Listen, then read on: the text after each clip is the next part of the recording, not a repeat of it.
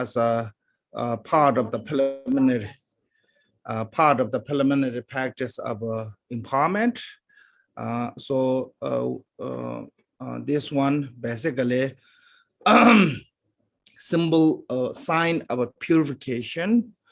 We have to body, speech, mind have to be pure or clean. So what is the actually no, you have to turn it. What is the clean mean here? Is it free from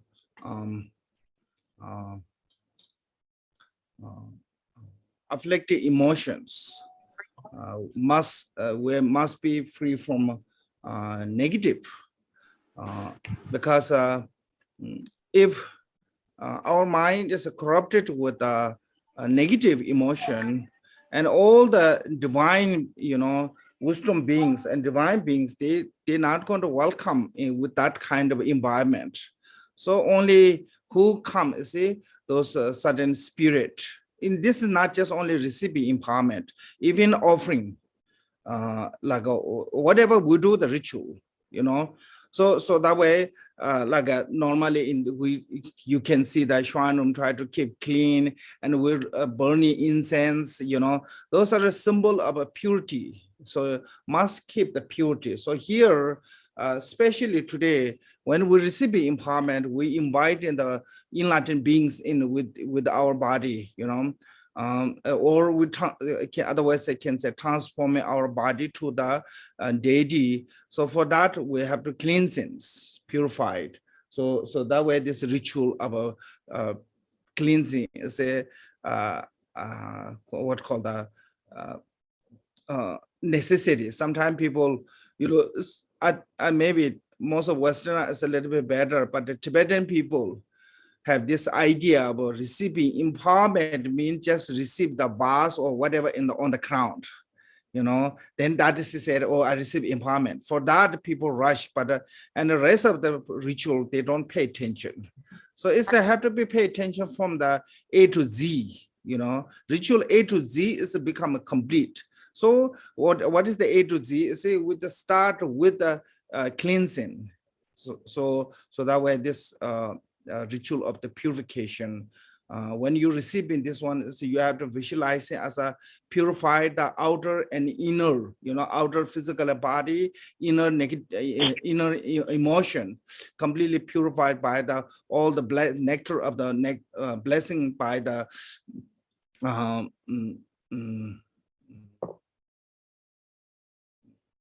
it is a mantra. So now it's this called the torment to the spirit. I think there's one story. Reason is that when we receive empowerment, there's none of those spirits have to be allowed to around us. So including that there's one spirit called the Lenchi Gibe Hadante, like in the Western called the devil and the angel. Similarly, there's one spirit, it would sense your birth with you, and it know every single movement and every single reaction of your reaction, can say, yeah, personality, everything knows.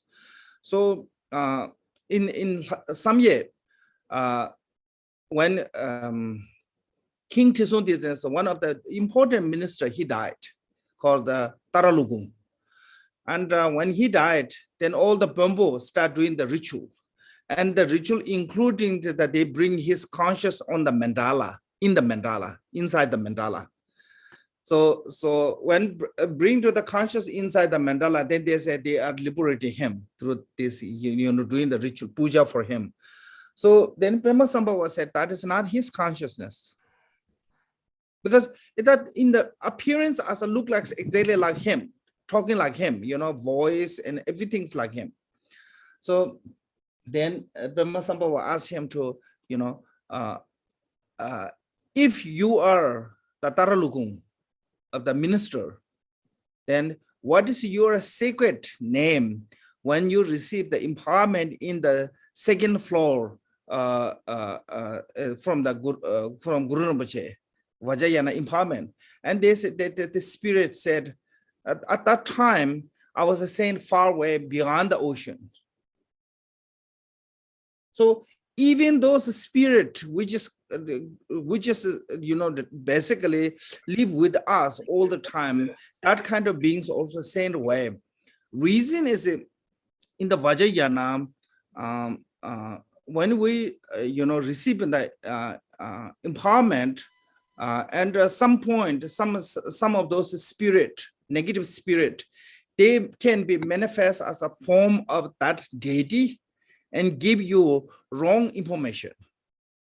So that way, even that kind of spirit have to be move away from you. So I think this is a reason we are sending them away, all those spirit, and especially that the sudden spirit, they have a hard time to hard time to understand or hard time to adjusting the Dharma, seeing the Dharma activities, and make them miserable to hearing the Dharma sound. So that reason, certain point, so that way we have to send them away from this place. So they're not going to hurt by hearing Dharma and seeing Dharma, and we don't have to experience the obscuration from them. Makes sense? So this is so that way this performing the ritual of removing the obstacles. So this 1000 Chenrezig in the Tibet, we have two different traditions. One is called the Gyabolu, which is mean the king's tradition, which is originate from the king Songtsen Gampo. That is one of the earliest Tibetan sadhana practice. And at that time, there wasn't a monk community in the Tibet, but they have called the Ngangpa community. I heard in the Lhasa, there's one, near Lhasa, there's one temple, Pabonga. Beyond that area, the mountain, there's a retreat place. People do this practice that Chenrezig that we're going to do tomorrow. So that practice people do at the earlier, but then certain point it declined, the Dharma declined for 5 generations. Then when King Tsultrim Tenzin come and he saw on the royal what call this library, many paper about the Dharma. So that way he want to reinstable Dharma. So he invited the Shankar Rashida to reinstable and try to create the monastery community. And because of the spirit, they give hard time to, establishing. So they have to invite the Pema Sambhava. So Pema Sambhava revealed this treasure text from underneath of the Haryagiva's, statue. So with the king, and since then also again reestablishing this practice from there. One is that one, but this empowerment is I think today's empowerment is a little bit different. It's called the Geloma Pemalu, Lakshmi Kant. I think her name is Geloma Pemo. Yeah. Yeah. So her tradition, there's one. So today's empowerment is, I think I want to do that one way, because this is related to the Nyungne practice. Lots of people do the Nyungne, but suddenly they don't have this empowerment, then it's not good. So but Chenrezig is the same. Aulokdeshwara, who Chenrezig whom generate the bodhicitta front of Amitabha Buddha. Then when he generated the front of the Amitabha Buddha, he make a commitment that he going to liberate sentient beings. Number of sentient beings. He going to liberate sentient beings day and night. If I lose my commitment, or if I declined, or if I kind of like a being kind of what called the giving up. If I give up, then my body is become, there's called the fruit, it's umbira. The fruit, I heard there's some kind of fruit in India, that fruit have so many pieces crack, thousands crack. So he said, my body is become like a lotus, and my head is becoming like an umbrella, umbira. So like pieces. So then he was actually liberated sentient being day and night. And then some point, one day he was looking from the Podala. After many years liberated sentient being, he looked at samsara and he thought now maybe samsara less beings, population of samsara much declined because he liberated many of them, countless of them. So when he looked from the Podala, it seems more increasing sentient being in the samsara. So he really discouraged from that. So he thought this is no point to be, because no matter how much I liberate, there's more number coming. There no way I can do. So he almost giving up.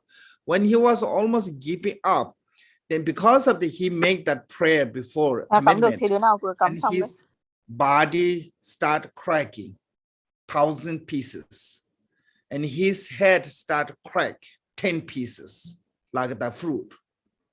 Then Buddha Amitabha, because Amitabha was his teacher, so Amitabha comes, bless the 10 piece of the head, and 1,000 piece of the body, 1,000 arm. So that's a way you can see 1,000 arm and 10 head, and above there's a Amitabha head, that way 11 head. Tibetan call that 11 face Chenrezig or 1,000 arm Chenrezig. So that is how Chenrezig's body become this 1,000 arm one. So that doesn't matter which tradition we use, Geloma Pemo tradition or Tsultrim tradition, both story about how Chenrezig become 1,000 arms become same way. Make sense? But each one have their own version. So that way head is a little bit different how to set up. It's just a slight different. Also hand implement slight different. As Geloma Pemo tradition have a less hand implement. Sonze Gampo tradition have a more hand implement. So when we read that sadhana, you will see there are so many hand implement. But if you read the Yungne, it has less hand implement. But other than that, it's just Chenrezig, which is the Lord of the compassion, embodiment of all the enlightened compassion is become a Chenrezig, So one way that one. And in Tibet, we also call the three families, really popular. Chenrezig as a lotus family, Vajrapani as a Vajra family, and Manjushri as a Buddha family. These three family, one way is called the three family. Also, another way is called the three Vajra of all the enlightened beings. Vajra body as a Vajra family. No, sorry. Vajra body as a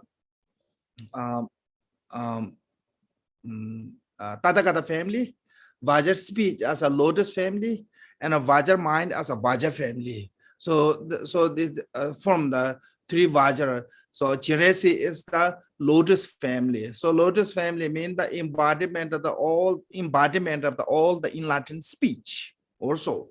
So that is a basic history of Chenrezig. Then Chenrezig is the name is called the Lokti Ishwar.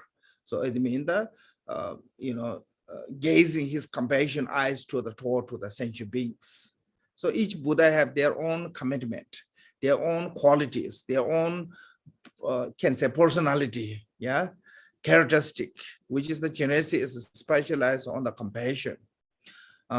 Reason is why Chenrezig is also specialized on the compassion is when Chenrezig was a first booming Bodhisattva, he received the great compassion mantra from the Tathagata Dham sound. There's one Buddha's name. When he received that one, and he recited this great compassion mantra, and he reached to the 8th bhumi, from the first bhumi to 8th bhumi. So that reason now it's really popular with the Genesis sadhana, this great compassion mantra. Later we will read that one. So that is a brief instruction of the Chenrezig. And this particular lineage as a, I think Digung got from the Peme Genze, one of the Digung holiness lineage holder called the Peme Genze. And the Peme Genze, so then continuing in the Digung lineage, this empowerment lineage come. Before that, in like a Kamagaju and other lineage also this, including I think Saja, there are some other lineage, but Peme Genze he received from someone, and from there to I think Digung introduced in the Digung lineage, and we received from our holiness this empowerment, what called the lineage basically is received from the holiness. Okay.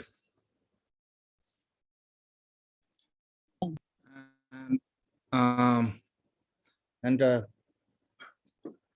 try to talk a little bit briefly about the Majid Tube Gyamo. Majid Tube Gyamo was a daughter of the one famous king in the Buddha. I'm not sure this in the Buddha is the first one, second one, or third one. There are many in the Buddha have come in the Uddiyana. So which one, I don't know. So since she was a little, she really wanted to be Dharma practitioner. But I think around she was 8, she was sick with a leprosy disease. So she really wanted to go away to do. And also that time, when people get sick, that kind of sickness, just send her away in the forest or somewhere, you know, make sure that people have no contact. So when she was leaving on the way, try to find, because in the dream she had, when in the Aulokdeshwara said, just go to the Likhara Shimpi. I think Likhara Shimpi is near Kashmir, some area near Kashmir, some saying it's near Kashmir. So from Uddiyana is in like kind of Pakistan and Afghanistan areas to come to the Kashmir area. So she was on the way, then she saw on the road, there was an Aulokdeshwara. So she was just staying there doing prayer to the Aulokdeshwara. The caretaker of the temple said, "You're not allowed to here. You have this kind of bad disease. It's going to make really bad the temple dirty. So you should go away." Then Aulokdeshwara said, "Let her stay here. Let her stay here." So the caretaker let her stay there. But then one night she had a dream. Looked like her father, like child. Young age, her father, Aulokdeshwara come and said, go to the, there's a one monk. He is a reincarnation of the Aulokdeshwara. You should receive the instruction of the practice. So he went there, and from that monk, he received this Nyungne instruction.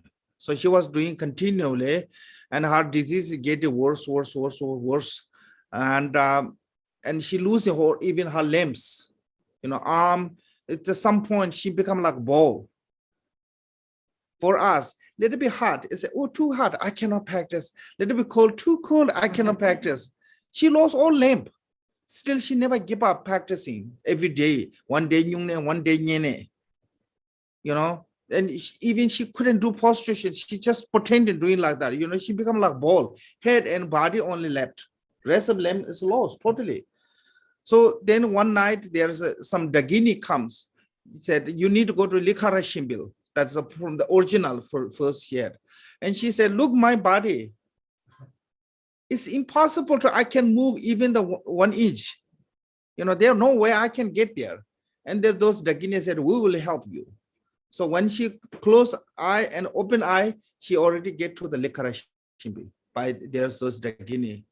And she practiced there this continually. And after 12 years, and one day before that, she had a mini vision of the deities, different deities. One day, huge light come. So first she thought maybe some kind of spirit tried to harm her, She tried to defend her by recite the mantra or whatever, then, and later slowly that light is become a Avalokiteshvara, thousand arm Chenrezig. This one, what she had this sadhana, that thousand arm Chenrezig appearance. Then she said, you are so can say so unkind that took this long. And Chenrezig says, I was with you from the beginning. If you don't believe, look my skirt. And she because she has a leprosy disease, she throwing the mucus, and all the mucus she thought she throwing around her cave or whatever she staying, all over the Chenrezig's clothes, her mucuses. So then from there to then she received this called the Supreme Siddhi, and she became one of the head of those all the Daginis, and her lamb and everything restored back to the normal. So that is so that way. And this is mainly related to Nyungne, because of she did these many 12 years in Nyungne, one day Nyene, one day Nyungne, and that way this happened. And this later, Chansin Dawasambo, one of the Tibetan translator, he brought to the Tibet. When he come to Tibet, there's one woman, I think I mentioned you one day, one woman came, and she said, I killed 12 people. Give me some instruction to that, make sure I don't go to hell. Because how it happened was she had affairs, affair. Because her husband was in the faraway business, she had affair with some men. Then when her husband come back, somehow he knew, and he tried to comfort from her, and she killed him. And somebody else know about that, and she killed him. As they said, by protecting herself, she killed 12 people. So she went to this Chansin Dawasambo and said, please give me some Dharma teaching that make me, purified this negative. So he gave her this Nyungne practice, and she did, I think, Nyungne maybe 5 times, and Nyene 10, 11 times or something. That's a total. She did 15 or 16. And when she died, she went to hell for a short period of time. After that, she reborn in the Garam, saying like that. So even that kind of a person who did a really heinous crime can purify it from. So this is have to be do like yesterday we talked about compassion. How powerful compassion is. So compassion can heal all this kind of disease. Not just only Nyungne, also compassion heal Jidesumgunsi leprosy disease too. He was meditating compassion. How it happened was, maybe this little bit becoming too long, but I think this is related to how it happened was Jidesumgun was sick with the disease of leprosy. Yeah. So then he thought, maybe I'm going to die. I don't want to stay in the cave, because if I die in the cave, people may find my body and they get sick too. So just he want to go to somewhere that nobody can reach his body. Really like a really isolated place. He want to go to die there. So before he leave, he said, I should do the one prostration to the deity. He had Avalokiteshvara. So when he tried to do prostration, he collapsed because so weak. He collapsed, his forehead hit on the stone. So then he was thinking about his own situation, he's kind of pity for himself. Look, I become my parent lost since I was little, and I became like pretty much like a homeless, and now I meet with the Dharma, but now I become this in my physical body, this condition. First he was a kind of feel like a pity himself, but then second turn he said, I'm become like this. I may die today. Still, I have no regret, because I made a teacher like a truly Buddha, living Buddha. I received his instruction, teaching Dharma, that like Ambrisha. Even I die today, I have no regret. My life become meaningful. And look, the sentient beings, how many have this kind of circumstance? And they never get chance to meet with the teacher. They never get chance to receive the teachings. So then he was thinking all those sentient beings, the circumstance, and he couldn't stop crying. And went to deep, deep compassion meditation. So he fall down on the ground, on the floor, morning when animal leaving from the, animal is leaving from the house. Then he went to deep compassion meditation. When he wake up from that compassion meditation, already animal coming back. So whole day he stay on that spot, one point of compassion toward the sentient beings. And end of the day, he feel like some animal leaving from his body, like snake, frog, feel like leaving from. So he then totally healed from the this disease by this compassion. So that way, I think that the compassion from the Shura have a really powerful to purified more than, because at that time in Tibet and in India, anywhere, there's no treatment for that kind of disease. People just leave somewhere to die. But I think everywhere, yeah, same. So then by meditating on the Avalokiteshvara, meditating on the compassion, they heal completely, not just become a little better. They heal completely, free from this disease. So that is powerful. Then also, some people, they lost totally their sight. They by reciting the Om Mani Padme Hum, their sight came back. These are not long time ago. So I met this lady. She became like 100% blind. Then she did only Om Mani Padme Hum chant in a home. She's not educated, or she's not someone who know Dharma really well on anything. But she recited Om Mani Padme Hum every day. One morning, I think some kind of like special day, like a full moon or something, her sight came back. Fully sight came back. Then later she became like normal like us. No glass, nothing. Really healthy. I met her. So there's a way to also you can practice. So this is, I'm not saying is our aim is that those things, but compassion have that kind of power by meditating on the Avalokiteshvara. So it doesn't matter which tradition you do, long as you do with the compassion, and this all the blessing, power of the blessing is anyone can receive. There's a known like what called restrictions, discrimination of the receiving the blessings. Only discrimination is a lack of a faith. Lack of a faith, you will not receive the blessings. Other than that, anyone can receive the blessings. Doesn't matter. So this is a really powerful of a practice. One of those powerful, actually more powerful than recitation of the wrathful mantra. Compassion have a more power than wrathful mantra. Why? Because the wrathful mantra we recite, but we don't have that capacity. Make sense? Nothing impact. You try to, when some spirit come, you try to say humpet, they're not going to move at all. But if you meditate on the compassion, it will feel them. Make sense? So also another hand, I think this is important, so I will mention this one. Why is a compassion is more powerful than this?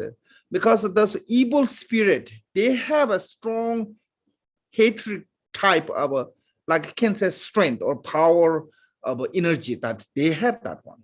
They don't need a hatred. Hatred is make them more increasing their hatred. How to tame them through what they don't have. So when you give them what they don't have, it brings them to balance. So they become an evil spirit because of the lack of the compassion. When you give them compassion, this become a more balanced, and they no longer stay on the evil. So I think this reason is necessary to meditate on the loving kindness of compassion.